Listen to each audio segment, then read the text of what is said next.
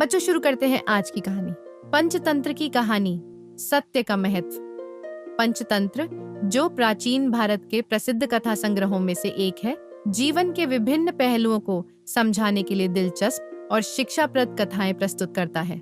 ये कथाएं पशुओं के माध्यम से मानव व्यवहार और नैतिकता की महत्वपूर्ण सीख देती है। यहाँ हम सत्य का महत्व नामक एक प्रसिद्ध पंचतंत्र कहानी का सार प्रस्तुत करेंगे। बहुत समय पहले की बात है। एक छोटे से राज्य में एक बड़ा सा बगीचा था, जिसमें तमाम तरह के पेड़ पौधे और फल फूल लगे हुए थे। इस बगीचे के बीचों बीच एक पुराना वट वृक्ष खड़ा था। उस वृक्ष के नीचे एक छोटा सा तालाब भी था, जिसमें विभिन्न प्रकार के पक्षी और जानवर पानी पीने के लिए आते थे। राज्य का राजा एक न्यायप्रिय और बुद्धिमान व्यक्ति था। उसकी नीतियां प्रजा के लिए हमेशा हितकारी होती, लेकिन एक समस्या थी जिसका समाधान राजा नहीं कर पा रहा था। उस राज्य में हर दिन कुछ न कुछ चोरी की घटनाएं घटित हो रही थीं, और यह बहुत बढ़ चुका था। लोग भयभीत थे, लेकिन यह रहस्य था कि चोर कौन था। इस समस्या को हल करने के लिए राजा ने अपने मंत्री से सलाह ली। मंत्री ने राजा को एक सलाह दी कि बगीचे में रहने वाले जानवरों से पूछताछ की जाए, क्योंकि वहां से कुछ समय पहले एक बंदर आया था जो बहुत चतुर था। मंत्री ने राजा से कहा, राजन, उस बंदर से जानकारी ली जाए, शायद वह कुछ जानता हो। राजा ने मंत्री की बात मानी और बंदर को बुलवाया। जब बंदर राजमहल में पहुंचा तो उसने राजा से कहा, महाराज, मैं इस बगीचे का ही निवासी हूँ। मुझे बगीचे के प्रत्येक पेड़ पौधे की खबर रहती है। राजा ने उसे चुपचाप सुना और फिर उससे पूछा, तुम्हें क्या लगता है, इस चोरी के पीछे कौन हो सकता है? बंदर सोच में पड़ गया, लेकिन उसने कुछ नहीं कहा। राजा ने उसकी चुप्पी को देखकर सोचा कि वह कुछ छिपा रहा है। राजा ने बंदर से आग्रह किया कि वह सच बोले, ताकि राज्य में शांति लौट सके। अंततः बंदर ने राजा से कहा, महाराज, मैं सच बोलूंगा, लेकिन मेरी बातों पर विश्वास मत करना, क्योंकि कई बार लोग सत्य को भी नकारते हैं।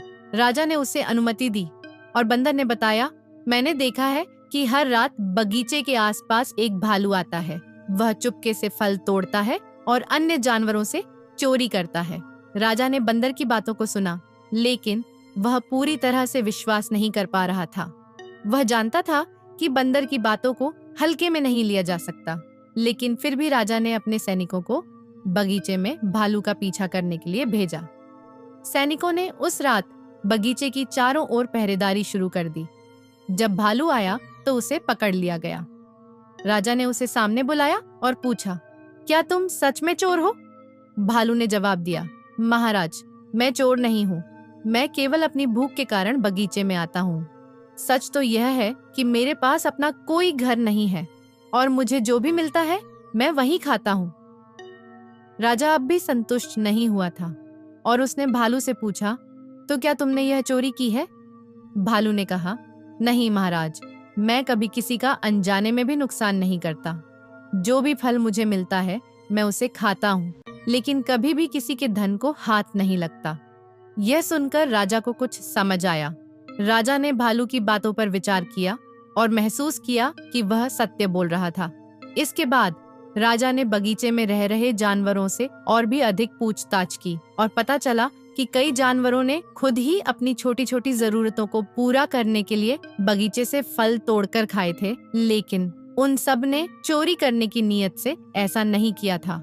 राजा ने यह समझ लिया कि बगीचे के सभी जानवरों की अपनी अपनी परिस्थितियां थीं और वे चोरी नहीं कर रहे थे। उसने सभी से पूछा कि कोई भी जानबूझकर चोरी करना नहीं चाहता था, लेकिन कई बार परिस्थितियों के कारण ऐसा हो जाता था। राजा ने सत्य की खोज की और यह समझा कि जो चीज एक बार गलत तरीके से की जाती है वह कभी सच नहीं बन सकती। राजा ने चतुराई से बगीचे के सभी जानवरों को समझाया कि किसी भी चीज को चोरी करने से पहले यह समझना बहुत जरूरी है कि हर किसी की स्थिति और जरूरतें अलग अलग होती हैं। राजा ने कहा, यदि हमें अपनी गलतियों को पहचान कर उन्हें सुधारने का प्रयास नहीं किया तो हम कभी भी सही रास्ते पर नहीं चल पाएंगे। इस कहानी से यह सीखने को मिलता है कि सत्य का पता लगाना कभी भी आसान नहीं होता, लेकिन जब हम हर पक्ष को समझने की कोशिश करते हैं तो हम सत्य की ओर एक कदम और बढ़ते हैं। जीवन में हमें हमेशा सत्य की खोज करनी चाहिए और कभी भी किसी को नाइंसाफी का शिकार नहीं होने देना चाहिए। पंचतंत्र की यह कहानी हमें यह सिखाती है कि बिना सत्य के कोई भी निर्णय सही नहीं हो सकता। राजा ने अंत में सभी जानवरों को न्याय दिया और बगीचे में शांति कायम की। सबने एक साथ मिलकर बगीचे को बेहतर बनाने का संकल्प लिया और राज्य में शांति और समृद्धि लौट आई। नैतिक शिक्षा। सत्य बोलना और हर व्यक्ति की परिस्थिति को समझना सबसे जरूरी है। अगर हम बिना समझे किसी पर आरोप लगाते हैं तो हम न केवल किसी को नुकसान पहुंचाते हैं बल्कि अपने दिल में भी गलतफहमी पैदा करते हैं।